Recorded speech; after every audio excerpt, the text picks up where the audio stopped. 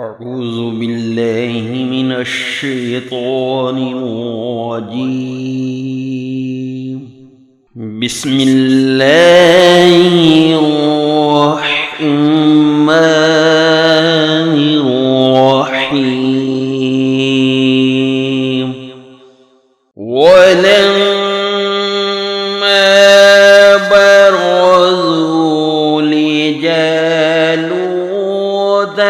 وجنوده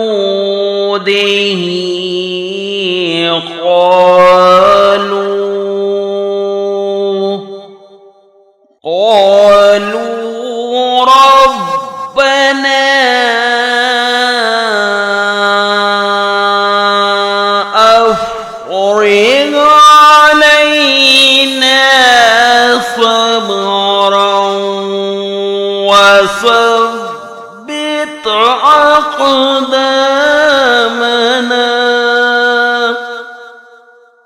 أقدامنا وانصرنا على القوم الكافرين. فهزموهم بإذن الله وقتل داود جالوت وآتاه الله الملك والحكمة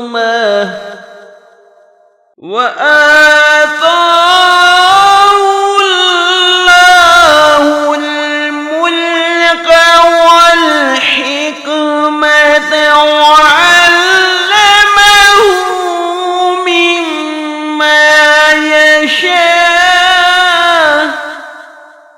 ولولا دفع الله الناس بعضهم ببعض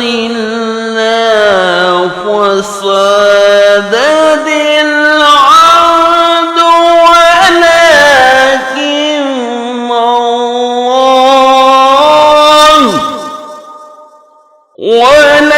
ولكن